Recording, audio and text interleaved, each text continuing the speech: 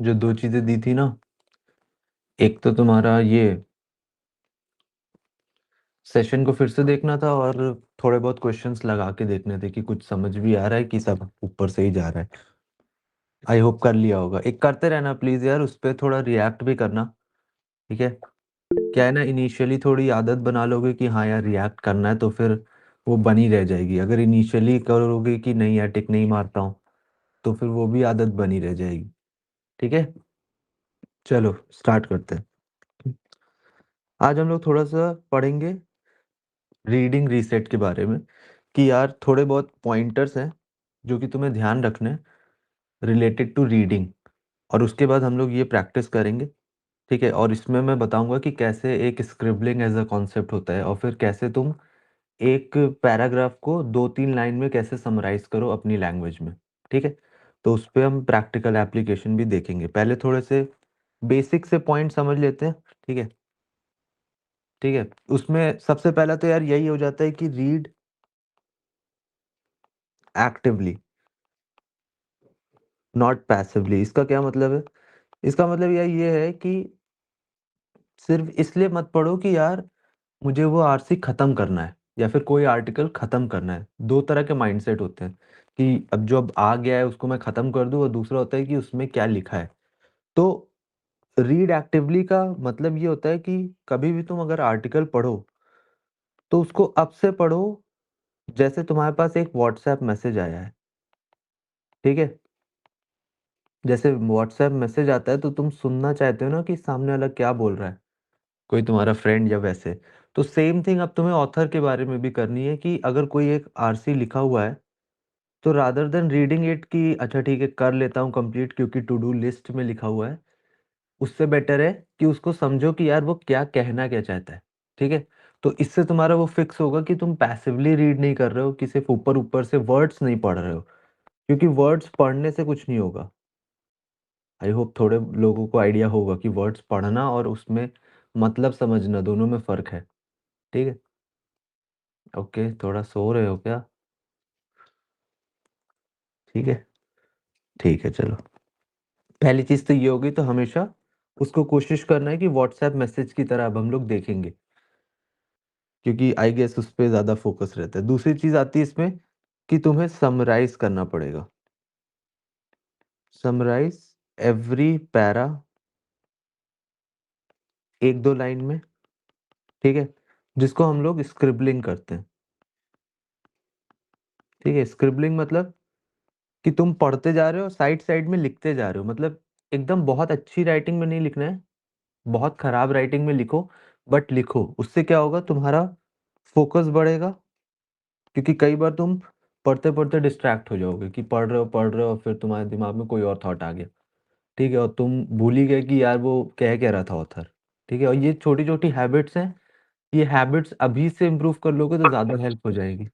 Unmute मत करो please, यहाँ से ही मैं कर देता हूँ। अच्छा ठीक है। ठीक है? अभी से फिक्स कर लोगे तो ज़्यादा बेटर रहेगा। स्क्रिबलिंग करो, ठीक है? जितना गंदा लिख सकते हो लिखो, उससे तुम्हारा फ़ोकस बढ़ेगा, रिटेंशन भी बढ़ेगा कि क्या आरसी में बोल रखा है। बहुत सारे लोगों के साथ ये होता होगा कि आरसी पढ़ा, पहला पैराग्राफ पढ़ा बहुत मन से, और दूसरे पैराग्राफ में आते-आते पहला वाला गायब हो गया, ठीक है? तो स्क्रिबलिंग विल हेल्प यू कि अच्छा क्या पढ़ रहा था मैं। और ऑब्वियसली क्लैरिटी और कॉम्प्रिहेंशन बढ़ ही जाता है अगर तुम फ़ोकस के साथ पढ़ते हो, ठीक है? तो अभी मैं बताता हूँ कि स्क्रिबलिंग करते कैसे, but scribbling as a tool हम यूज़ करेंगे, जिससे हमें ये 4 बेनिफिट्स होंगे, ठीक है? थर्ड पॉइंट पे आते हैं। थर्ड पॉइंट है तुम्हारा कि पैराग्राफ का रोल क्या है? तुम्हें ये चीज़ देखना पड़ेगा। पैराग्राफ का रोल क्या है पूरे के पूरे आरसी में? अगर एक ये आरसी है, उसमें ये पैरा होगा, ये पैरा होगा, ये पैरा होगा, ये पैरा होगा। अब तुम्हें देखना है कि यार ये वाला पैराग्राफ अगर इंट्रो था फॉर एग्जांपल, तो ये वाला पैराग्राफ अगर एक कॉन्सेप्ट चल एज़ अ टेक्नोलॉजी के बारे में चलो समझ लेते हैं। इसने यहाँ पे इंट्रोडक्शन किया कि यार टेक्नोलॉजी बहुत इंपॉर्टेंट है आज के टाइम में। दूसरा वाला पैराग्राफ बता रहा है कि उसके बेनिफिट्स, पॉजिटिव्स कि यार उससे देखो बहुत जल्दी काम हो जाता है। चैट जीपीटी से देखो एमबीए नहीं करना पड़ता है ना? तो ये सारी चीज़ें उसमें लिखी होंगी। ये तो पॉजिटिव्स हो गए, बट यहाँ पे तुम देख सकते हो कि नेगेटिव भी बोल सकता है कि यार ह्यूमन रिलेशंस खराब हो सकते हैं और ऐसे डाइल्यूट हो सकते हैं, और ऐसे-ऐसे करके कुछ-कुछ उसने बोल रखा है उसमें, ठीक है? डेटा प्राइवेसी का इश्यू हो सकता है। तो ये नेगेटिव पॉइंट्स हो गए, और उसके बाद कंक्लूजन में वो शायद बोल सकता है कि अ, थोड़े बहुत प्रिकॉशंस लेने पड़ेंगे हमें, बट ओवरऑल टेक्नोलॉजी का एडवांटेज ही है। तो ये जो पैसेज है ये पूरा-पूरा टेक्नोलॉजी की तरफ बेंड हो गया है ना। स्टार्ट किया हमने टेक्नोलॉजी, हमने उसके पॉजिटिव्स गिनाए बहुत सारे कि काम तेज़ हो जाता है, एफिशिएंसी बढ़ जाती है, ये सारी चीज़ें हो जाती हैं, है ना? नेगेटिव्स गिनाए, कुछ अलग-अलग की इश्यूज़ होते हैं वहाँ पे। फिर उसके बाद फिर कंक्लूज़न में हमने बता दिया कि यार टेक्नोलॉजी थोड़ा ज़्यादा इंक्लाइंड है टुवर्ड्स पॉज़िटिव, बट अगर हम लोग थोड़े से कॉशंस लेके चलें। तो इस तरीके से जब आएगा तो तुम्हें ये पता होना चाहिए कि हर एक पैराग्राफ का रोल क्या है। यहाँ पे ये सब क्या है? ये सब रोल्स हैं, ठीक है? ये सब रोल्स हैं। तो जब तुम इसको ऊपर मतलब बर्ड्स आई व्यू से देखोगे ना, तो तुम्हें दिखेगा कि अच्छा यार वो सिर्फ़ वर्ड्स ऐसे नहीं है। उसका रोल क्या था, इंट्रोड्यूस कराया, ये कराया, ये कराया और ये कराया, ठीक है? तो एक ये चीज़ है, इसकी प्रैक्टिस मैं बताऊँगा अभी कैसे करने हैं। फिर वोकैब बिल्डिंग का आई होप तुम लोग रजिस्टर तो एटलीस्ट बना ही लिया होगा। आज से तुम लोगों के पास वो आएगा कि रीडिंग क्या करनी है, कितनी करनी है। तो उसमें जब तुम पढ़ रहे हो, अगर कोई आरसी पढ़ रहे हो, उस टाइम पे अगर कोई नया वर्ड यहाँ पे तुम्हें मिला, तो उस टाइम पे तुम्हें करना है गेस कि यार ये वर्ड मैं लाओ गेस कर लेता हूँ कॉन्टेक्स्ट से, क्योंकि कोई भी पर्सन ऐसा नहीं हो सकता जिसको सारे ही वर्ड्स आते हों, राइट? तुम चाहे जितनी भी बुक्स पढ़ लो। तो हम क्या करेंगे, हम पहले करेंगे कि गेस करेंगे कि यार ये वर्ड है क्या? तुम्हें बस गेस में क्या करना है कि यार ये वर्ड पॉजिटिव है कि यार ये वर्ड नेगेटिव है, इतनी चीज़। सुनने में पॉजिटिव लग रहा है कि नेगेटिव लग रहा है। तो उससे ही तुम्हारा ये बंद कर दो, ये कंपेनियन मोड और ये सब, ठीक है? हुँ, ठीक है, पॉजिटिव है या नेगेटिव है ये तुम गेस करोगे। एक बार आरसी कंप्लीट हो जाता है, ठीक है? प्लीज़ ये सब ध्यान रखना। ऐसा मत करना कि आरसी पढ़ रहे हैं और बीच में अगर वर्ड आ गया तो फिर उसको गूगल किया और फिर लिखा। उससे तुम्हारा जो एक फ्लो बनवाना चाहता हूँ ना, वो ही नहीं बनेगा तुम्हारा, समझे? अगर तुम बीच-बीच में ऐसे ब्रेक्स लेते रहोगे, क्योंकि बहुत सारे ब्रेक्स ऐसे तो आ जाएँगे। 10 बार द शायद द 10 वर्ड्स हों एक आरसी में जो नहीं पता हो। तो फ्लो को नहीं खराब करना है, फ्लो को मेंटेन करके रखना है, गेस करना है, कॉन्टेक्स्ट को ज़्यादा समझना है कि यार क्या बोल रहा है, क्या बोल रहा है, ठीक है? पॉजिटिव वर्ड है, नेगेटिव वर्ड है, उस हिसाब से। फिर जब आरसी कंप्लीट हो जाए तो जितने भी वो 10 वर्ड्स हैं उनको अपनी वोकैब रजिस्टर में डालना और वहाँ पे लिख लेना, ठीक है? बस इतना सा काम है। कूल? ये समझ आया क्या करें, ठीक है? फिफ्थ फिफ्थ पॉइंट है कि स्पीड में मत पढ़ो प्लीज़ अभी के लिए, क्योंकि ज़्यादा इम्पोर्टेंट है तुम्हारी अंडरस्टैंडिंग। कोई फ़ायदा नहीं होगा कि तुम बहुत तेज़-तेज़ पढ़ रहे हो। वर्ड पर मिनट अगर तुम्हारा बहुत ज़्यादा है, वर्ड्स पर मिनट, तो उससे कुछ फ़ायदा नहीं है अभी की स्टेज में। अगर बिल्डिंग ही करने जा रहे हो ना अपने उसमें, तो ज़्यादा इम्पोर्टेंट है कि तुम समझ लो, ठीक है? अगर तुम चलना सीख रहे हो, तो पहले चल लेते हैं फिर दौड़ लेंगे, राइट? अगर गिर ही रहे हो बार-बार, तो चलना भी नहीं सीख पाओगे और चोट भी लगेगी, समझे? तो अंडरस्टैंडिंग करो, भले स्लो पढ़ो, कोई बात नहीं। धीरे-धीरे ब्रेक कर के पढ़ो, बट जब वो ब्रेक कर के पढ़ोगे ना इनिशियली, और उसके बाद वही सेम चीज़ बार-बार करोगे, तो फिर वो स्ट्रॉन्ग होता रहेगा।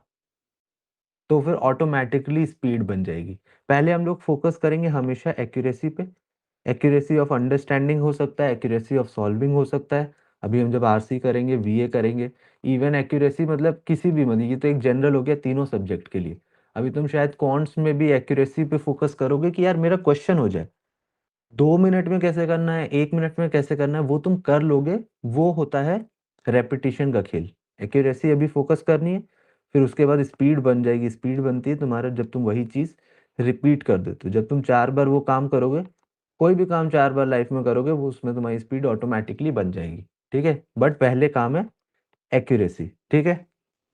इतना समझे?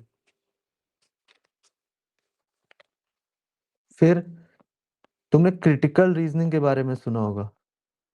क्रिटिकल थिंकिंग या रीजनिंग, ठीक है?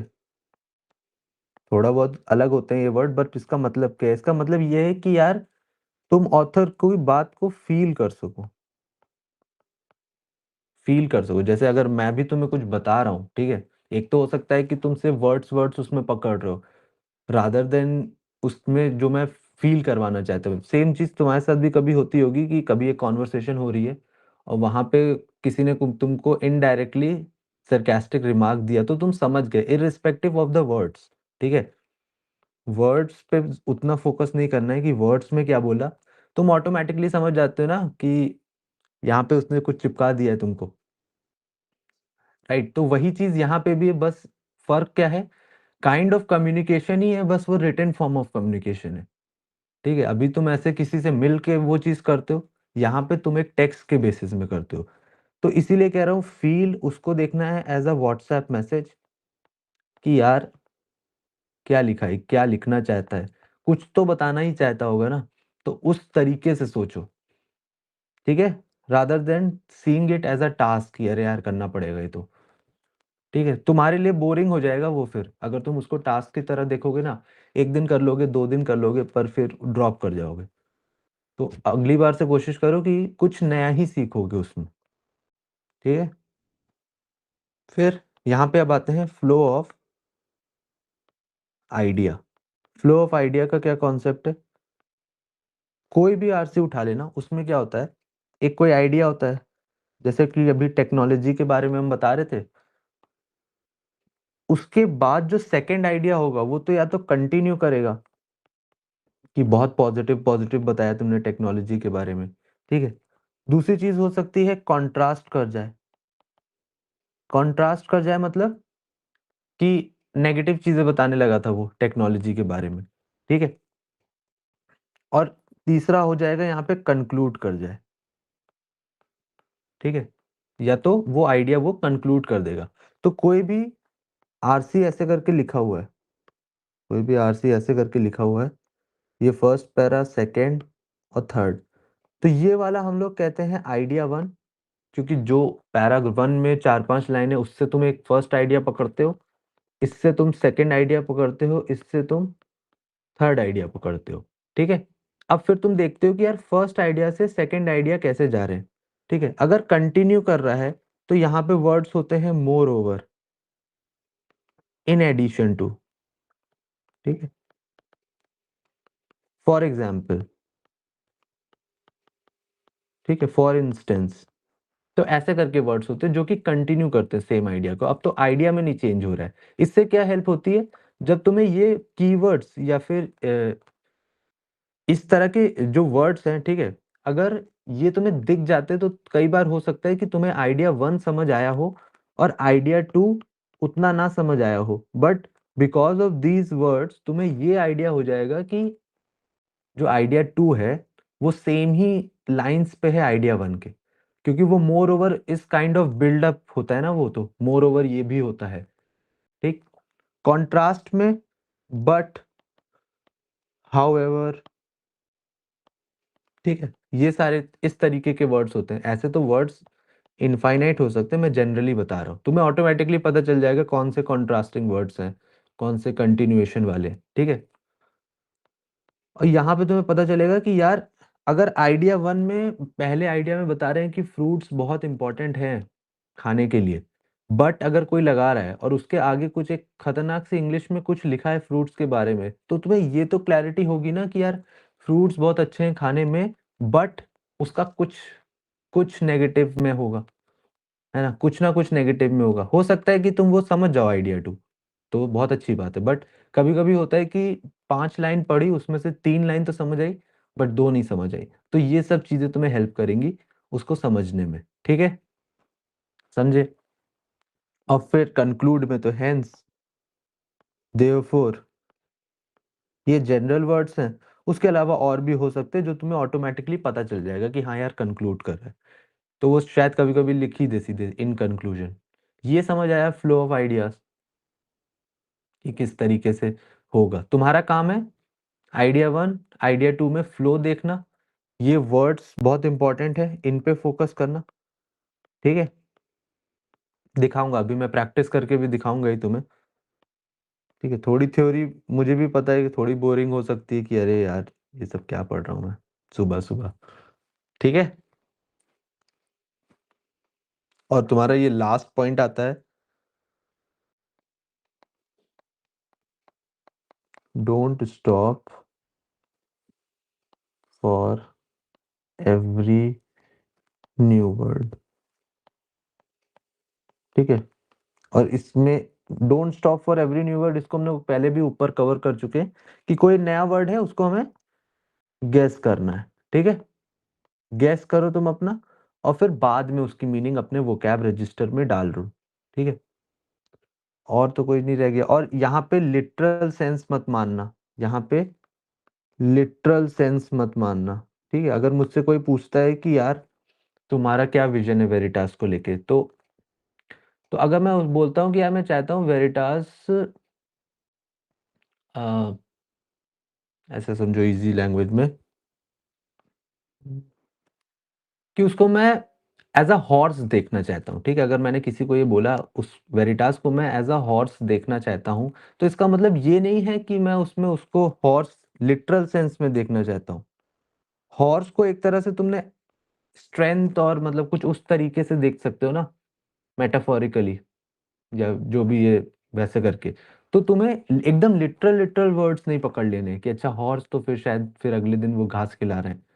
ठीक है, वैसा नहीं है, तो वो चीज तुम्हें आएगी, अभी बहुत जगहों पे ऐसे करके लिखा जाएगा। ठीक है, तो तुम्हें उसको लिटरल नहीं पढ़ना है, तुम्हें समझना है कि यार वो फील क्या दे रहा है। और ये जब मैंने बोला तब तुम्हें फील आ गया होगा कि अच्छा ये क्या चाह रहा है। ठीक है, समझे, तो वो चीज है। चलो ठीक है, इतना समझ आया। इसमें किसी को कुछ डाउट है तो पूछ ले, फिर हम आगे बढ़ते हैं।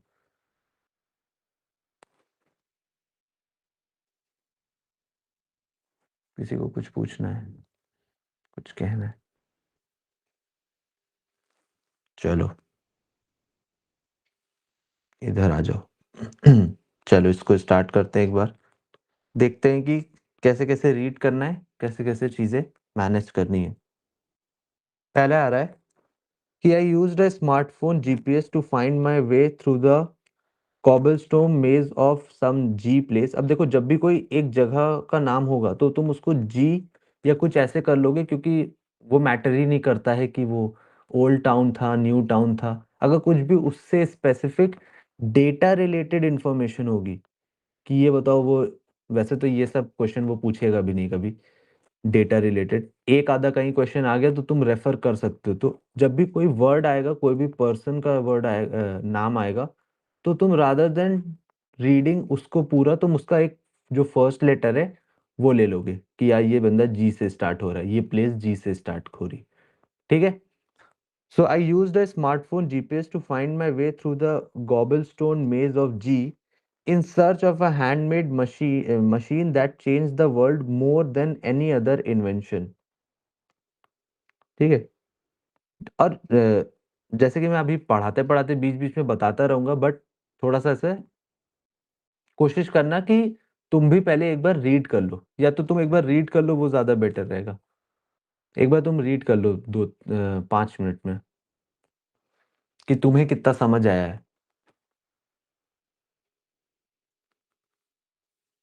ठीक है, एक बार तुम ये रीड ही कर लो,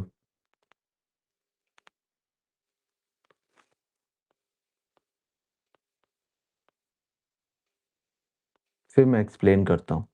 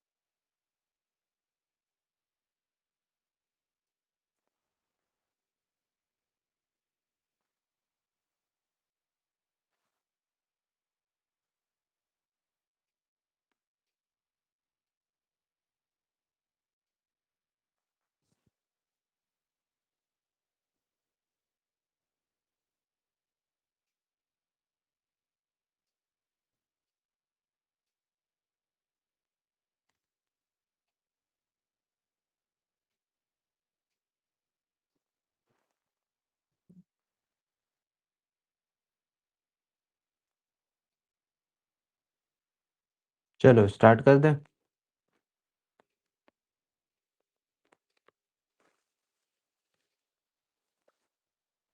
ठीक है, तो आप देखते हैं, अब देखते हैं थोड़ा बहुत सुन पढ़ा कि हाँ कुछ यार आईफोन आईफोन याद आ रहा होगा अभी तक पढ़ते हुए। अब क्या रिटेन हुआ क्या नहीं उसको देखते हैं। तो अब स्क्रिबल करना स्टार्ट करते हैं। आई used a smartphone GPS to find my way through the cobblestone maze of G in search of a handmade machine that changed the world more than any other invention. Okay. Near a 13th century cathedral in this Swiss city on the shores of some L lake, I found what I was looking for, a G printing press.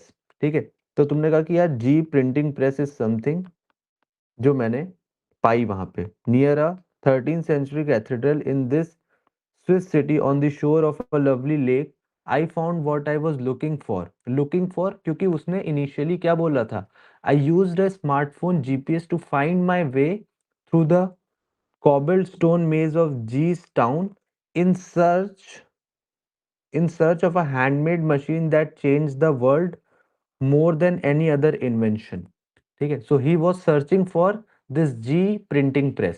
ठीक है, तो अब तुमने connect किया, अच्छा अच्छा यार ये जो चार लाइन थी इसका मतलब क्या था, समझे कि वो उसी के सर्च में था फिर उसको जी प्रिंटिंग प्रेस मिल गई। This was the internet of its days. Internet of its days का मतलब कुछ पॉजिटिव होगा ना, तुम इंटरनेट को जनरली पॉजिटिव की तरह समझ रहे हो। ठीक है, उसके आगे वो लिखता है at least as influential as the iPhone, तो उसको वो थोड़ा सा कंपेयर भी करता है, मतलब उसको कुछ पॉजिटिव की तरह देख रहा है ना। इन्फ्लुएंशियल इन्फ्लुएंशियल तुम पॉजिटिव ही लेते हो अनलेस उसके आगे लिखा हो नेगेटिव इन्फ्लुएंस। ठीक है, कि यार वो बहुत ज्यादा इन्फ्लुएंशियल है, उसकी इन्फ्लुएंशियल पर्सनालिटी है, तो तुम उसका नेगेटिव नहीं देखते हो। ठीक है, ठीक है, तो इतना हो गया। फिर आता है said some G person the director of museum of the, अब ये सब इंपॉर्टेंट तुम्हारे लिए नहीं है कि वो कहाँ का डायरेक्टर था। तो this was the internet of its days at least as influential as the iPhone, said G. ठीक है, या फिर जी एम ले लो, जो भी तुम्हें लेना है ले लो। यहाँ पे तुमने ये कर लिया कि यार ये बंदा ये बोल रहा है। ठीक है, toing with the replica of J greatest invention. तो फिर से तुमने कहा कि अच्छा कुछ पॉजिटिव हो रहा है, कुछ तारीफ हो रही है। ठीक है, before the invention of the printing press it used to take 4 months up to a year to produce a single book. तो पहले के टाइम में जब वो इन्वेंशन नहीं हुआ था तो लोगों को बहुत टाइम लगता था बुक बनाने में। ठीक है, with the advancement in movable type in 15th century Europe one press could crank out 3000 pages a day. तो यहाँ पे क्या बढ़ गई, स्पीड बढ़ गई ना, स्पीड ऑफ प्रिंटिंग। ठीक है, तो तुम यही लिखोगे रादर देन राइटिंग की पूरा प्रिंटिंग और ऐसे करके, तुम सिर्फ स्पीड ऑफ पी ऐसे करके लिख सकते हो, एस ऑफ पी भी लिख सकते हो, क्योंकि यार तुम 5 मिनट के लिए नहीं भूल पाओगे। समझे, अभी जैसे ऊपर का जी पी पी लिखा है तो तुम ऐसा नहीं होगा कि ये भूल ही गए कि यार ये क्या है। समझे, तो इतना रिटेन कर लेगा माइंड ट्रेनिंग के साथ। और कुछ पॉजिटिव बोल रहा था तो यहाँ पे ऐसे पॉजिटिव बना दिया। ठीक है, आगे बढ़ते हैं। Before long, average people could travel to places that used to be unknown to them with maps. ठीक है, average people could travel to places that used to be unknown to them with maps. Medical information passed more frequently and quickly. क्योंकि अब diminishing the sway of quacks, अब ये diminishing the sway of quacks का क्या मतलब है तुम्हें शायद नहीं पता हो। ठीक है, बट क्या तुम्हें उसके आगे का पता है कि medical information passed more frequently and quickly. तो ये भी कुछ एडवांटेज ही होगा, राइट, प्रिंटिंग प्रेस का ही, क्योंकि वो ज्यादातर लोगों के पास इंफॉर्मेशन पहुंच रही है। फिर आगे, the printing press offered the prospect that tyrant would never be able to kill a book or suppress an idea. Offer the prospect यहाँ पे मतलब क्या है कि उसकी वजह से, अब अगर प्रिंटिंग प्रेस की वजह से कोई एक पर्सन हो सकता है, उसके पास एक सर्टेन आइडिया हो, तो अब वो बहुत ज्यादा लोगों तक पहुंच सकती है। कोई अगर न्यूज़ है बहुत ज्यादा लोगों तक पहुंच सकती है, क्योंकि पहले के टाइम में अगर न्यूज़पेपर भी इसीलिए बनाया गया था कि ज्यादा से ज्यादा लोगों के पास इंफॉर्मेशन पहुंच सके, वरना पॉइंट नहीं था न्यूज़पेपर बनाने का। वो इसलिए था कि यार बहुत सारी चीजें हो रही हैं, अब लोगों को सब कुछ तो नहीं पता है, हर जगह तो नहीं प्रेजेंट हो सकते, तो लेट्स स्टार्ट प्रिंटिंग दैट। तो उसका ओरिजिन भी यही था, मतलब तुम्हारे न्यूज़पेपर बनाने का। ठीक है, तो ये समझ आया कि सप्रेस नहीं होगा कोई भी आइडिया, हर जगह तक रीच होगी, ज्यादा से ज्यादा लोग समझ पाएंगे। ठीक है। जीस, अब ये फिर से वही जी आ गया, G's brain child broke the monopoly that clerics had on scriptures. मतलब इस लाइन का क्या मतलब है कि जो ये जीस ब्रेन चाइल्ड, जीस ब्रेन चाइल्ड का क्या मतलब है, ये जो प्रिंटिंग प्रेस है, अब देखो यहाँ पे, अब वो ब्रेन चाइल्ड लिटरली नहीं देखना है जैसे वो वेरिटास एज अ हॉर्स वाला, यहाँ पे जीस ब्रेन चाइल्ड प्रिंटिंग प्रेस के बारे में बात हो रही है और एक पॉजिटिव वे में बात हो रही है। Broke the monopoly that clerics had on scriptures, मतलब हो सकता है कि कुछ लोग हों जिनके पास ज्यादा नॉलेज हो किसी एक चीज की। ठीक है। अब अब क्योंकि उनके पास नॉलेज, अब तुम खुद सोचो, अगर कोई एक ऐसा पर्सन हो जिसके पास नॉलेज है, फॉर एग्जाम्पल वीआरसी की नॉलेज है, और वो किसी और से नहीं शेयर करे, ठीक है, तो वो मोनोपोली हो गई, राइट, उस पर्सन की उस पर्टिकुलर चीज में, और लोगों को उसकी जरूरत है। तो ये जो प्रिंटिंग प्रेस थी उसने ब्रेक कर दी मोनोपोली उसी चीज की, क्योंकि अब वो जो इंफॉर्मेशन है वो बहुत सारी जगहों पे, जस्ट लाइक यूट्यूब। समझे? तो ये मैं थोड़ा सा कंपेयर मार रहा हूँ, ये जो लाइन लिखी है उसको एज कंपेयर टू जो रियल लाइफ सिनेरियो है। समझे कि जो जो नॉलेज एक पर्टिकुलर सेक्शन ऑफ सोसाइटी के पास थी, जो कि उनके पास ही थी, तो इसलिए मोनोपोली है, वो ब्रेक हो गई थ्रू दिस मशीन। क्लियर हो रहा है थोड़ा? ठीक है। And later stirred by pamphlets from a version of that same press, the American colonies rose up against a king and gave birth to a nation. ये क्या लिखा है? And later stirred by pamphlets from a version of that same press. And later stirred by pamphlets मतलब कि अब जो एक thought था उसको मे बी और उन्होंने एक्सटेंड किया। ठीक है। अमेरिकन कॉलोनीज जो पहले हुआ करती थी, क्योंकि अमेरिका भी मतलब उस पे भी किसी का राज था, जैसे इंडिया पे था ना, सेम उस पे अमेरिका पे भी था। ठीक है। तो प्रिंटिंग प्रेस हेल्प करा, जैसे इंडिया में भी प्रेस, मतलब अगर तुमने हिस्ट्री कभी पढ़ी हो तो तुमने देखा होगा कि हाँ, न्यूज़पेपर हुआ करते थे उस टाइम पे, केसरी न्यूज़पेपर और ये सब, ताकि लोगों के पास इंफॉर्मेशन पहुंचे कि यार दांडी मार्च अभी चल रही है, या कुछ एक ये स्टेप हो रहा है, नॉन कॉरपोरेशन मूवमेंट चल रहा है। ठीक है। तो ये सारी चीजें जब तुमने सुनी होंगी, तो यहाँ पे न्यूज़पेपर बहुत इंपॉर्टेंट होता था सबको यूनाइट करने के लिए। तो सेम चीज ये यहाँ पे बोल रहा है कि ये जो प्रिंटिंग प्रेस थी यूज हो गई for the American colonies to rise against a king and give birth to a nation, rise against a king and give birth to a nation. ठीक है। ये समझ आया? और ये रेफरेंस कहाँ से आया? क्योंकि वो जो 4 जुलाई मनाई जाती है, ठीक है, उनका इंडिपेंडेंस, तो वहां से, अब ये तुम्हें शायद नहीं पता हो, अब वो जो चीज शायद नहीं पता है उसको भी कवर करेंगे हम अपना नॉलेज सेशन में, तो प्लीज उसमें सब्र रखें। ठीक है। समझ रहे हो? आगे बढ़े? ठीक है, इतना समझ आया? अभी तक हमें क्या समझ आया कि हाँ यार, कुछ एक जीपीपी है, पॉजिटिव है, उसके बारे में सब कुछ बढ़िया है, इंफॉर्मेशन बहुत दूर दूर तक भाग रही है, अब सिर्फ कुछ ही लोगों के पावर नहीं रह गई है, अब ज्यादातर लोग समझ पा रहे हैं उस चीज को। और फिर उसने अमेरिका का भी एग्जाम्पल यहाँ पे ले लिया। ठीक है। So a question in the summers of this 10th anniversary of iPhone, so a question in the summers of this 10th anniversary, अब मे बी ऐसा हो सकता है कि ये जब आरसी लिखा गया हो या पैराग्राफ लिखा हो, तो ये 10th एनिवर्सरी हो रही हो तब के टाइम में आईफोन की। ठीक है। So a question in the summers of this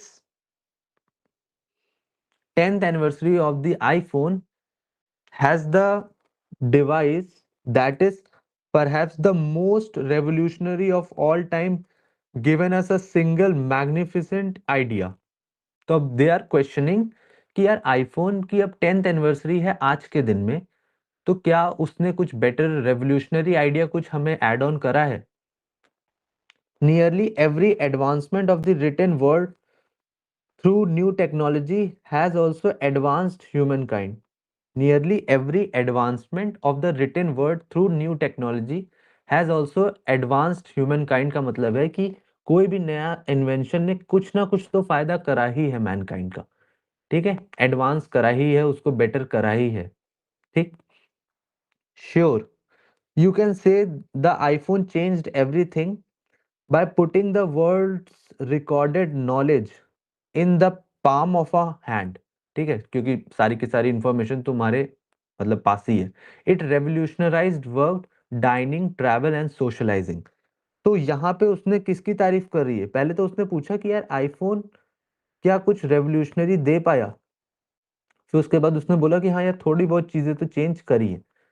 Sure, you can say the iPhone changed everything by putting the world's recorded knowledge in the palm of a hand. It revolutionized work, dining, travel, and socializing. It made us more narcissist।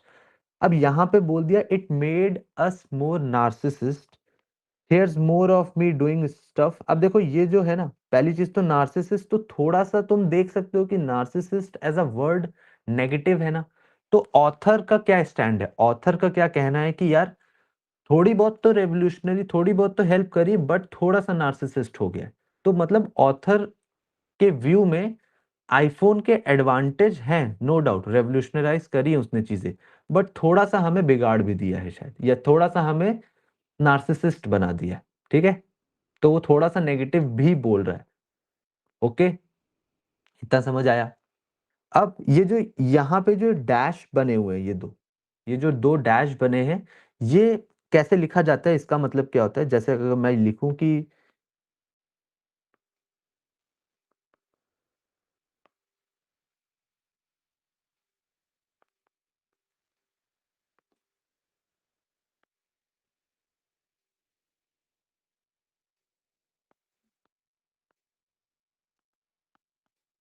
अब ये लिखा हुआ है, ठीक है, Prerak Saxena student at I M Shillong lives in Lucknow. तो यहाँ पे ये जो लाइन है ना, ये वाली, ये जो दो कॉमा के बीच में, this is something which is not so important information. ठीक है, नॉट सो इम्पोर्टेंट इन्फो। ठीक है, अब यही ऐसे करके लिखते हैं या फिर दो डैश के बीच में लिखते हैं। ठीक है, तो इंपॉर्टेंट क्या था? इंपॉर्टेंट ये ग्रीन वाला पार्ट था कि प्रेरक सक्सेना लिव्स इन लखनऊ। ठीक है, ऑथर ये बताना चाहता था, और उसके अंडरलाइन एक ये भी चीज हो गई कि हाँ यार वो आईएम में भी पढ़ता है। समझे? समझ आया? तो इस तरीके से लिखने का ही तरीका होता है ये। अब आगे तुम ये देखोगे तो तुम्हें भी दिखेगा कि ये कॉमा और ये जो डैश वाली चीज है वो क्यों कैसे पढ़ी जाएगी। तो यहाँ पे भी it it made us more narcissist and it unleashed an army of awful trolls. ठीक है, तो इसका मतलब क्या हुआ? It made us more narcissist and it unleashed an army of awful trolls. क्योंकि तुम अपने फोन से कहीं पे भी कुछ भी लिख सकते हो, तो इसको तुम एक हाइड अगर करके पढ़ोगे, it made us more narcissist and it unleashed. Unleashed का मतलब होता है यार खुला ही छोड़ दिया। ठीक है, अगर तुम्हें नहीं पता है कि अनलीज्ड का क्या मतलब है, तुम कॉन्टेक्स्ट से कोशिश करोगे कि अच्छा कुछ नेगेटिव करा है, and it unleashed an army of awful trolls. तो समझते होगे ना, trolls is not a good word, right? कि तुम किसी को ट्रोल कर रहे हो तो वो, आई गेस इतना वो बेसिक तो थोड़ा समझना पड़ेगा, राइट? कि अबे हो ना धरती पे 20 22 25 साल से, तो उस हिसाब से। ठीक है, तो it made us more narcissist and it unleashed an army of awful troll. अब ये जो बीच की इंफॉर्मेशन है इसको तुम स्किप भी कर सकते हो, क्योंकि ये उतनी इंपॉर्टेंट इंफॉर्मेशन नहीं है। अब तुम देखो, hairs more of me doing cool stuff. अगर इस लाइन को नहीं भी पढ़ते तब भी तुम मतलब समझ जाते ना कि हाँ यार हमें नार्सिसिस्ट बना दिया, अब हम ट्रोलिंग करना स्टार्ट कर चुके हैं। ठीक है, तो ऐसे ऐसे तुम्हें रीड करना है। फिर आगे बढ़ते हैं। We no longer have the patience to sit through a baseball game without without that reach to the pocket. ये तो ऑब्वियस सी चीज है, ये तो हम सब झेल रहे हैं, right?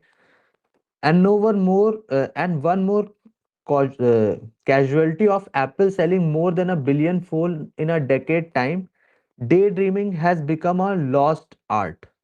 Day dreaming has become a lost art, this is also a negative thing कि यार तुम्हारे पास खुद के बारे में सोचने का टाइम नहीं बचा है, क्योंकि तुम पूरे टाइम इंस्टा से यूट्यूब, यूट्यूब से इंस्टा, फिर फेसबुक, फिर इधर उधर जा रहे हो, राइट। तो ये सब उसने नेगेटिव बताया।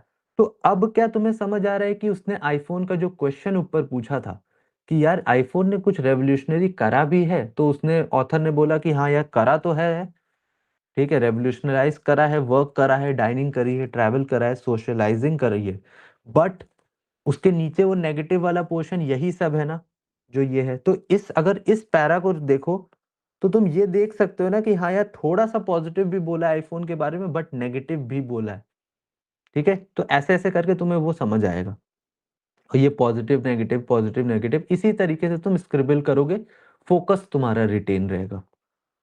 For all of that I am still waiting to see if the iPhone can do what the printing press did for religion and democracy. For all of that, I'm still waiting to see if the iPhone can do what the press did for the religion and democracy. Like, क्योंकि printing press के बारे में हमने ऊपर बोला था ना थोड़ा सा, कि कहीं ना कहीं यूज हुआ था अमेरिकन कॉलोनीज और वो फ्रीडम के रिलेटेड कुछ ऐसे करके लिखा हुआ था।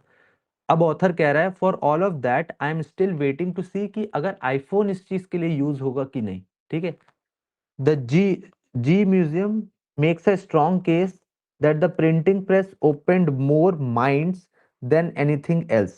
तो ये कहीं का क्लेम है कि प्रिंटिंग प्रेस मतलब उसने बहुत ज्यादा माइंड्स ओपन करे, लोगों को मतलब सोचने पे मजबूर करा, ठीक है। It's hard to imagine the French और American revolution without those enlightened voices in in print. तो यहाँ पे उसने वो एग्जाम्पल भी दे दिया। तो देखो ये आइडिया है और ये एग्जाम्पल है। अब ये आइडिया एग्जाम्पल का क्या है, एक चीज होती है, कोई एक आइडिया होता है, फिर एक उसका एग्जाम्पल होता है। रियल लाइफ में क्या होता है कि तुम जैसे अगर मैं ही तुम्हें कोई चीज समझा रहा हूँ, ठीक है, जैसे मैंने यहाँ पे तुम्हें ये क्लेरिक्स हैड ऑन स्क्रिप्चर्स बोला, ठीक है। तो अब ये आइडिया था, बट मैंने एक एग्जाम्पल दिया ना तुम्हारी रियल लाइफ से रिलेटेड कि यार वीएआरसी का सोचो कि अगर किसी के पास नॉलेज हो जाए पूरी की पूरी, और वो कैसे करेगा। तो आइडिया तो ये था, बट उसमें एक मैंने एग्जाम्पल दिया ताकि तुम उस आइडिया को समझ सको ना। तो फोकस हमारा क्या है, फोकस हमारा ये था कि यार वीएआरसी वाली बात इंपॉर्टेंट थी, कि वीएआरसी वाली बात एज अ टूल इंपॉर्टेंट है टू अंडरस्टैंड दैट आइडिया। समझ रहे हो दोनों में फर्क, कि मैंने वो एग्जाम्पल वीएआरसी वाला दिया था ताकि तुम उसके ऊपर का आइडिया जो कि ये मोनोपोली वाली बात थी उसको समझ पाओ। समझे, तो हमेशा आइडिया ज्यादा इंपॉर्टेंट होगा एज कंपेयर टू तुम्हारा एग्जाम्पल। यहां पे भी देखो ये चीज क्या है ऊपर वाली लाइन, कि ये जो ओपन मोर माइंड्स, और उसके नीचे जो लिखा हुआ है वो एग्जाम्पल है कि यार देखो ना कि अमेरिकन रेवोल्यूशन भी नहीं हो पाता उसकी वजह से। सो ये जो नीचे सबसे लास्ट वाली लाइन है is an example to this idea, कि यार उसने माइंड ओपन करे। समझ रहे हो, कुछ आ रहा है कि कुछ, कि सब चला जा रहा है, ठीक है, ओके, ठीक है। Not long after Steve Jobs introduced his iPhone, he said the bound book was probably headed for history's attic. Not so fast. After a period of rapid growth in ebook, something close to the medium for C's volume has made a great comeback. अब इसका क्या मतलब है? इसका मतलब ये है कि जब स्टीव जॉब ने इंट्रोड्यूस किया था आईफोन, तो उसने बोला था कि प्रोबेबली, यहाँ पे देखो, प्रोबेबली ऐसा हो सकता है कि ये जो हमारी बाउंड बुक्स हैं, जो हमारी फिजिकल बुक्स हैं, वो शायद एक हिस्ट्री का पार्ट हो जाए। समझे, हिस्ट्री का पार्ट हो जाए, क्योंकि शायद इतना यूज ना हो उसका। उसके आगे ऑथर ने क्या बोला है, नॉट सो फास्ट। तो ये जो नॉट सो फास्ट है, अब देखो यहाँ पे जो ये वाला पोर्शन है, ये किसका पोर्शन है, स्टीव जॉब्स का, ठीक है। स्टीव जॉब्स का ये पार्ट था, ये स्टीव जॉब्स का कहना था। और ये नॉट सो फास्ट किसका कहना है, ये ऑथर का कहना है ना। तो यहाँ पे तुम्हें ऑथर का ओपिनियन और यहाँ पे तुम्हें स्टीव जॉब्स का ओपिनियन दिख रहा है ना। दोनों फर्क दिख रहे हैं क्या? समझ रहे हो? तो ये उसने कहा था, ये मैंने कहा। अब मैं अगर किसी और को कोट कर दूं कि यार एक बंदा बता रहा था मुझे कि जो कॉन्ट्स वीआरसी का सेक्शन होता है उसमें रीडिंग ही नहीं करनी होती है, कभी उसने रीडिंग ही नहीं करी, अगर मैं कह दूं कि मेरा एक बैचमेट ऐसा है, ठीक है, तो ये तो उसका टेक है। बट मेरा क्या टेक है कि यार रीडिंग तो करनी पड़ेगी। तो यहाँ पे दो डिफरेंट आइडियाज हो गए ना। रियल कॉन्वर्सेशन में भी ऐसे होता है, बट थोड़ा सा हम देखेंगे कि टेक्स्ट वाइज कैसे हम इम्प्रूव करें। ओपिनियन हो गया, इधर हो गया ऑथर का opinion, not so fast. After a period of rapid growth in e books, something closer to the medium for sees volume has made a greatest comeback. तो यहाँ पे भले तुम्हें नहीं समझ आया हो कि यार ये कौन सी वॉल्यूम्स किसकी बात हो रही है, बट तुम्हें ये पता है ना कि नहीं यार अभी भी वो बुक्स का कल्चर रहेगा। भले वो ट्रांसफॉर्म हो गया, बुक्स की जगह ई बुक्स हो गई, बट वो कल्चर रहेगा according to author. Steve Jobs का ओपिनियन था कि अब ये सब नहीं काम आएगा। समझे? आगे बढ़ते हैं। The hope of the iPhone and the internet in general was that it would free people in closed society. The hope of the iPhone and internet in general क्या था? कि it would free people in close society, but ये देखो ये but आ गया। ऊपर लिखा हुआ है पॉजिटिव, ऊपर लिखा हुआ है पॉजिटिव कुछ कि यार हम फ्री एक थोड़ा सा एक फ्री माइंडसेट डेवलप करेंगे, would free people in close society, but आ गया तो कुछ नेगेटिव ही होगा। इवन बिफोर स्टार्टिंग इट हमें ये पता होना चाहिए, ठीक है। But the failure of the Arab spring and the continued suppressions of ideas in North Korea, China and Iran has not borne that out. Has not borne that out का मतलब क्या है? कि वो चीज नहीं हो पाई है। बॉन्ड बॉन्ड का ऐसे मतलब तो ये होता है कैरिड आउट, बट तुम्हें शायद उसका मतलब नहीं पता हो, बट तुम्हें ये तो समझ आ रहा है ना कि यार ये पॉजिटिव था तो ये नेगेटिव है। और क्योंकि बीच में क्या है, बीच में बट है, तो एक आइडिया आइडिया से दूसरी तरफ जंप करे तो देयर वाज अ कॉन्ट्रास्ट। समझे? ठीक है। The iPhone is still young, it has certainly been one of the most important world changing and successful product in history, as Apple CEO Tim Cook said। ये author ने नहीं बोला है, ये author ने नहीं बोला है। इट हैज सर्टेनली बीन, यहाँ पे देखो ये कोट है, ये सब छोटी छोटी चीजें इंपॉर्टेंट हो जाएंगी। क्यों? क्योंकि जब तुम ऑप्शन देखोगे ना तो वहां पे लिखा गएगा according to author which of the following is true. अब उसमें एक चीज लिख देगा वो नीचे, one of the most important world changing and successful product in history. तुम आओगे अपना पैसेज पढ़ने के लिए, तुम कहोगे वन, तुम ढूंढना चालू करोगे लाइन, तुम्हें पूरी पूरी लाइन दिखेगी, तुम कहोगे कि हाँ यार ये तो बोला था, बट तुमने ये नहीं देखा कि यार वो एप्पल सीईओ ने बोला है, जो टिम कुक है उसने बोला है, रादर देन ऑथर। ऑथर का अपना स्टैंड है ना। ऑथर इतना भी इम्प्रेस नहीं है आईफोन से। ऑथर का कहना है कि हाँ ठीक है रेवोल्यूशनरी है, बट लफड़े बहुत हुए हैं। समझ रहे हो? समझ आ रहा है कुछ? तो ये यही सारी चीजें, वो कैसे ऑप्शन एलिमिनेट करें, वो दो ऑप्शन में कैसे कौन सा सही है कौन सा गलत है, क्योंकि यार कोई ना कोई तो मार्क करके आ ही रहा है ना सही वाला। तो उसके पास तो थॉट है उसको मार्क करने का सही। लोग तो 60, मेरा एक फ्रेंड खुद है जो 72 का हुआ करता था तो वो 64 65 लेके आता था। अब वो मेरा मतलब रूममेट ही काइंड ऑफ था, दूसरे वाले रूम में ही रहता था। तो मैं उससे पूछता था कि यार कैसे, वो कहता था कि भाई मैंने तो कुछ कभी ना आरसी ऐसे लगाई है ना कुछ। तो ऐसे भी लोग हैं। आईएम केस से वो पास आउट है।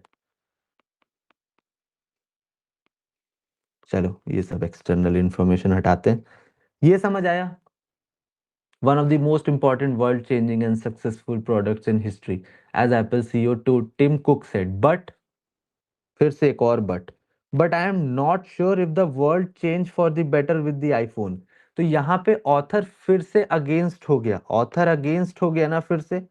ऑथर का ओपिनियन और टिम कुक का ओपिनियन डिफरेंट है ना। क्योंकि टिम कुक ने कहा कि यार बहुत रेवोल्यूशनरी है, एकदम मजा ही आ जाए, but I am not sure if the world change for the better with the iPhone as it did with the printing press और मेयरली चेंज्ड। तो अगर तुम ये हटा दो, क्योंकि ये डैश दो उसके बीच में है, और तुम ऐसे पढ़ो, but I am not sure if the world change for the better with the iPhone और मेयरली चेंज्ड। तो इसका मतलब है वो खुश नहीं है उतना, कि यार उसको नहीं लगता कि कुछ चेंज हुआ है। और यहाँ पे उसने लिखा है कि as it did with the printing press. ठीक है, उसको थोड़ा सा ऐसे कंसिडरेशन में लाने के लिए वो डैश के बीच में लिखा गया है। ठीक है, तो समझ आया कि कैसे कैसे हमने रीड करना चालू किया, थोड़ी क्लैरिटी बढ़ी। जो तुमने 5 मिनट की खुद से रीडिंग करी और उसके बाद जो यहाँ पे रीडिंग हुई, तो उसमें तुम्हें फर्क समझ आ गया होगा आई गेस। ठीक है, अब क्या ये पॉसिबल ही नहीं है करना? ये पॉसिबल है करना, बट क्या टाइम लगेगा? टाइम लगेगा। ठीक है, पेशेंस का यार हमेशा से रहेगा। तुमने भी अगर कल की क्लास भी करी होगी टाइम एंड वर्क की, तो सेकेंड टाइम रीड करके तुम्हें अंडरस्टैंडिंग हो गई होगी। ठीक है, फर्स्ट टाइम में बहुत सारी चीजें आ रही हैं, बहुत सब कुछ हो रहा है, पैनिक कर सकते हो, बट थोड़ा पेशेंस रखो यार, बहुत सारे लोग उसी पाथ से गए हैं। ठीक है, तो तुम भी निकल जाओगे, तुम में भी कुछ ऐसा वो नहीं है। ठीक है, बट थोड़ा पेशेंस रखना है इस चीज को। जैसे बोला, फर्स्ट टाइम में ही कर लेते तो फिर अगले दिन कैट दे देते ना। ठीक है, तो यही चीज बिल्ड करनी है। अभी मैंने इसमें पूरा प्रोसेस बता दिया, एक बार हम लोग रिविजिट कर लेते हैं। अब अगर तुम ओवरव्यू देखो पूरे उसका कि क्या था, तुमने तो कुछ देखा, जीपीपी पॉजिटिव पॉजिटिव कुछ बताया, स्पीड से रिलेटेड बताया था कुछ ऐसे कि प्रिंटिंग ज्यादा बेटर हो रही है। फिर उसके बाद आईफोन पे आ गए, फिर वो क्वेश्चनिंग होने लगी, पॉजिटिव है बट नेगेटिव नेगेटिव नेगेटिव है। फिर उसके बाद आइडिया एग्जाम्पल कुछ दिया, फिर उसके बाद स्टीव जॉब का ओपिनियन बोला, ऑथर ओपिनियन बोला, और फिर यहाँ पे पॉजिटिव फिर नेगेटिव। तो ओवरऑल तुम ये देख सकते हो कि यार ऑथर कह रहा है कि प्रिंटिंग प्रेस तो एकदम जबरदस्त चीज है। ठीक है, उससे बढ़िया कुछ था नहीं। फिर उसने आईफोन को कंपेयर मारा प्रिंटिंग प्रेस से कि यार ये क्या उतनी वैल्यूएबल या रेवोल्यूशनरी है भी। तो उसने कहा थोड़े बहुत पॉजिटिव्स हैं, फिर वो नेगेटिव नेगेटिव नेगेटिव। फिर आईफोन की जो अथॉरिटीज थी उन्होंने कुछ पॉजिटिव पॉजिटिव बताया, बट ऑथर ने थोड़ा बोला कि शायद मुझे उतनी उम्मीद नहीं है, मैं थोड़ा नेगेटिव स्टैंड लेता हूँ। ठीक है, तो इस तरीके से ये पूरा का पूरा आरसी तुम्हारा हुआ। ठीक है, इसको तुमने ऐसे समराइज कर लिया। भले तुम्हें डिटेल्स नहीं पता है, रटना नहीं है तुम्हें आरसी वहां पे, और कोई चाहता भी नहीं है कि तुम रटो, बट वो तुम फील जरूर लो, ये जरूर चाहता है। ठीक है, ओके। अब एक बार इसको रिविजिट करते हैं, जो चीजें बताई थी अब वो ज्यादा समझ आएंगी तुम्हें। ठीक है, स्टार्टिंग में थोड़ा हो सकता है कि यार जब मैं इसको पढ़ा रहा था तो हो सकता है कि बोरिंग लग रहा हो कि यार, क्योंकि वीआर से थोड़ा सा बोरिंग एंड पे होता है, बट उसको थोड़ा अच्छा बनाएंगे। ठीक है, रीड एक्टिवली नॉट पैसिवली का मतलब तुम समझ गए हो अब क्या क्या बोलना चाह रहा है? सुन लो उसकी बात। ठीक है, बस वो टेक्स्ट के फॉर्म में लिखा है तो इसलिए वो थोड़ा सा तुम्हें लगेगा कि आप वर्ड्स वर्ड्स सिर्फ मत पढ़ने लगना कि लाओ यार वर्ड्स पढ़ लेता हूँ, वर्ड्स पढ़ लेता हूँ। ठीक है, व्हाट्सएप मैसेज की तरह पढ़ो, जैसे जैसे लिखा है क्या बोल रहा है क्या बोल रहा है। आगे बढ़ के समराइज करो एवरी पैरा 1 से 2 लाइन में अपनी लैंग्वेज में। स्क्रिबलिंग करते रहोगे, उससे तुम्हें आई गेस एक फोकस रहता है, भले तुम प्लस लिख रहे हो या नेगेटिव लिख रहे हो, बट तुम्हें हेल्प हो रही है। ठीक है, फोकस बढ़ेगा, रिटेंशन बढ़ेगा, क्लैरिटी और कॉम्प्रिहेंशन। ठीक है, अब यहाँ पे फिर एक क्वेश्चन आ जाएगा कि अरे यार इसमें तो टाइम लग रहा है। ठीक है, इसमें टाइम लग रहा है, बट इनिशियल ट्रेनिंग में टाइम लगेगा, एक बार सीख जाओगे तो वो टाइम जल्दी जल्दी हो जाएगा। ठीक है, लास्ट तक जाते जाते स्क्रिबलिंग पेपर में करनी है नहीं करनी वो सब हम बाद में बात करेंगे, पहले सीख तो ले। ठीक है, फिर पैराग्राफ का रोल क्या था वो सब भी तुम्हें समझ आ गया होगा। एकदम एब्सोल्यूट नहीं जानना है, बट थोड़ा बहुत ऊपर ऊपर से। वो कैप बहुत सारी बीच बीच में आएगी। ठीक है, किसी किसी पर्सन का नाम आएगा, ये आएगा, उसको एकदम इग्नोर करना है। ठीक है, ठीक है, उसको इग्नोर करना है, करते रहना है, उसको इग्नोर करते रहना है। ठीक है, उसमें जो भी वर्ड्स है उनको गेस कर लिया। ठीक है, आर्मी ऑफ ट्रोल्स के आगे कुछ लिखा हुआ था, अनलीस्ड। ठीक है, भले तुम्हें उसका मतलब नहीं पता, मतलब पता है तो बहुत अच्छी बात है यार, तुम्हारी अंडरस्टैंडिंग बेटर होगी, बट जरूरी नहीं कि हर चीज के मतलब पता ही हो। तो तुमने उसका कॉन्टेक्स्ट वहीं से समझा, पॉजिटिव नेगेटिव, और फिर लास्ट में जाते जाते उसको अपनी वोकैब रजिस्टर में डाल लिया कि यार ये एक वर्ड है जो मुझे नहीं आता था जब मैंने देखा। ये चीज तुम करोगे, तुम्हारी वोकैब नॉर्मली बढ़ती रहेगी, नेचुरली बढ़ जाएगी। ठीक है, स्पीड पे प्लीज फोकस नहीं करना, पेशेंस का यार खेल है, ठीक है। अभी तुम्हारे पास टाइम सब कुछ ही है, इसी प्रोसेस पे धीरे धीरे करके फिक्स करते चले जाएंगे, ठीक है। तो स्पीड की चिंता मत करो कि यार हमें तो 40 मिनट लग गए इसको रीड करने में, वहां पे तो 3 मिनट में करना होता है, ठीक है। वो हो जाएगा, ठीक है। एक्यूरेसी ज्यादा इंपॉर्टेंट है, जिस हिसाब से समझाया वो ज्यादा इंपॉर्टेंट है, कि तुम्हें भी वो सारे आइडियाज पता होने चाहिए, ठीक है। जब मैं तो यहाँ एक्सप्रेस कर रहा हूँ ना तुम्हारे सामने, तो मे भी 2-3 बार मुझे बोलना पड़ता है, तुम तो अपने दिमाग में ही सोच लोगे ना, तो that happens at a faster rate, बहुत तेज हो जाएगा वो। जैसे तुमने रीड किया तुम समझ गए, क्लेरिक्स ऑन स्क्रिप्चर्स ऐसे करके लिखा है, तो उसके लिए मुझे नहीं समझना पड़ा ज्यादा, मैं पढ़ के आगे निकल जाता अगर एग्जाम में होता ही है, ठीक है। Critical thinking, reasoning, critical thinking reasoning कुछ भी ऐसा नहीं है, वही चीज है कि यार ऑथर के माइंड में घुस जाओ, जो कहते हैं ना उसके शूज में घुस जाओ, कि यार वो क्या बताना चाहता है, तो वो फीलिंग वाली चीज है। जैसे उसने बोला था ना रेवोल्यूशनरी तो बहुत है ना, वो एक तरह से टॉन्ट भी शायद हो सकता है, कि रेवोल्यूशनरी तो बहुत है बट मुझे नहीं लगता ये, है ना, तो वो पॉजिटिव से नेगेटिव चला गया। तो अगर तुम सिर्फ वर्ड्स पकड़ोगे कि रेवोल्यूशनरी, तो तुम्हें लगेगा कि यार शायद आरसी आईफोन की तारीफ कर रहा है, ठीक है, बट ऐसा नहीं था, ऑथर नहीं कर रहा था। अगर तुम सिर्फ और सिर्फ वर्ड्स पकड़ोगे, तो बीच में टिम कुक भी आया, बीच में स्टीव जॉब्स भी आया, उन सब ने तो तारीफ करी, समझे।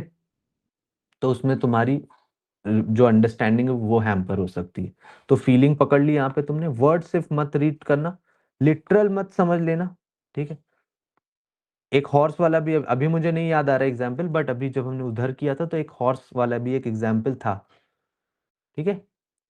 और फिर ये फ्लो ऑफ आइडियाज समझ गए कि कैसे बताया। अभी बट है तो तुम्हें पता है कि आगे वो नेगेटिव आ रहा है, कि आईफोन के बारे में मैंने सुना तो था कि यार उससे बहुत फ्रीडम और आइडियाज स्प्रेड होंगे डेमोक्रेसी में, मतलब इम्प्रूवमेंट ऐसे कुछ ऐसे करके था, but suppression of ideas in North Korea, China and Iran ऐसे करके लिखा हुआ था कुछ वो। तो वहां पे वो बट वाली चीज यही चीज थी, कि आइडिया वन बोला और आइडिया टू कॉन्ट्रास्टिंग हो गया, ठीक है।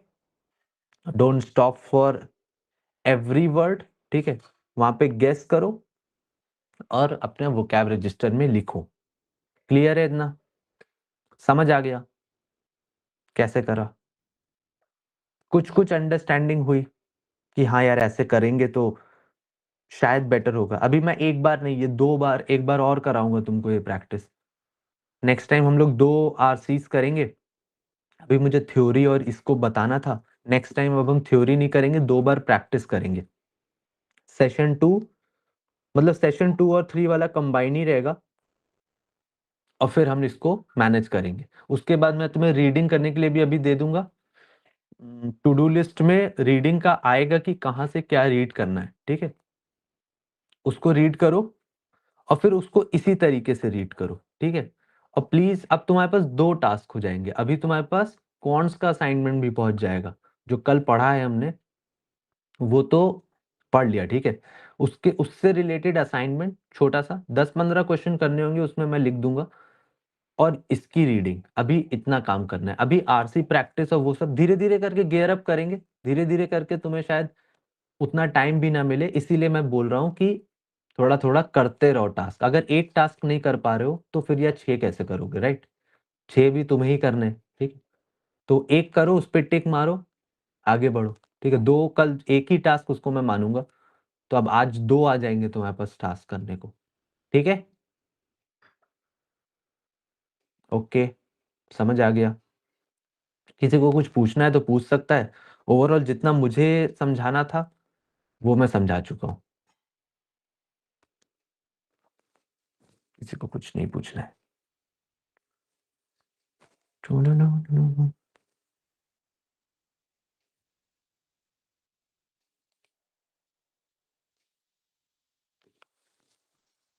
ओके, जाऊं मैं फिर। ओके, आई होप कुछ समझ आया होगा, सेशन अच्छा लगा होगा। आरसी के क्वेश्चन, आरसी के क्वेश्चन अभी हम पहले क्रिटिकल रीजनिंग पढ़ेंगे कि यार इन्फ्रेंस क्या होती है, स्ट्रेंथन कैसे होता है, वीकेंड कैसे होता है, उसके थोड़ा सा कोर में वर्क करेंगे। सीधे सीधे आरसी के क्वेश्चन पे नहीं जाएंगे अभी, ठीक है। फिर हम आरसी के क्वेश्चंस प्रैक्टिस करेंगे, बट थोड़ा पहले फंडामेंटल्स तो क्लियर हो जाए। वो जो जैसे लास्ट ईयर क्या था, लास्ट ईयर 2 मंथ्स थे, अब 2 मंथ्स में मैं सीधे आरसी ही करा सकता हूँ, उसमें मैं तुम्हारा कोर फिक्स नहीं कर सकता हूँ। अगर तुमने कभी 2 मंथ्स का देखा होगा तो उसमें तेज तेज चल रहा है, क्योंकि मुझे भी पता है कि अब प्रैक्टिस करानी, वहां पे इंपॉर्टेंट कोर वोर का नहीं है, क्योंकि अब वो प्रैक्टिस के थ्रू ही कोर फिक्स होगा अगर हो पाया तो, क्योंकि वो टाइम लिमिट होती है यार उसमें। अब इसमें मैं पूरा इन डिटेल जा सकता हूँ, हर एक एक मतलब जैसे एक प्रोसेस है उसमें 5 स्टेप्स हैं, तो हर एक प्रोसेस के हर एक स्टेप में कितना डिटेल में जा सकते हैं और सारी चीजें फिक्स कर सकते हैं। ये इस बार का ये थॉट प्रोसेस है, क्योंकि टाइम है हमारे पास। कैन यू री explain idea example? Idea example, ठीक है। आइडिया और एग्जाम्पल वो मैं बता दूंगा कि क्या डिस्कस करेंगे, ठीक है। आइडिया उसका ये था, आओ, यहाँ पे लिख रहा है कि जी museum makes a strong case that the printing press opened more minds than anything else, ठीक है। तो ये एक थॉट है कि यार ये बहुत ज्यादा रेवोल्यूशनरी काइंड ऑफ थिंग थी शायद, जिसने बहुत ज्यादा माइंड ओपन करे। और उसके नीचे लिखा है it's hard to imagine the French और American revolution without those enlightened voices in print. तो ये एक एग्जाम्पल हो गया टू दिस आइडिया,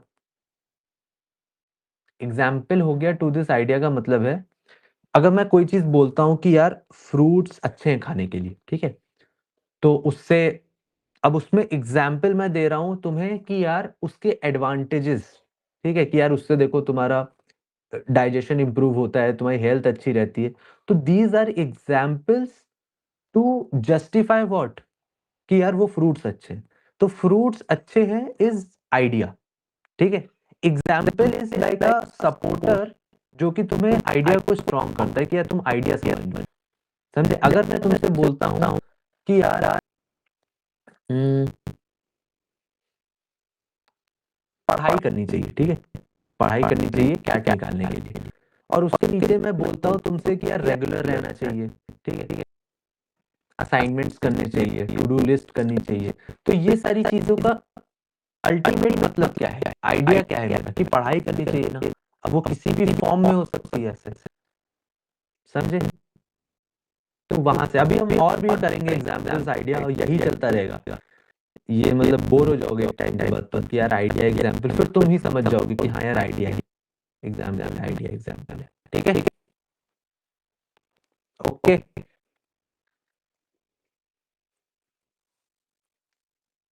सारी चीजें उस पर आ जाएंगी कि असाइनमेंट कौन सा है, क्या करेंगे, कितने बजे क्या डिस्कस होगा, तो सब सब कुछ ही अपडेटेड ही हो जाएगा, उसका नहीं सोचना पड़ेगा तुम्हें, ठीक है। ओके देन, चलो बाय बाय।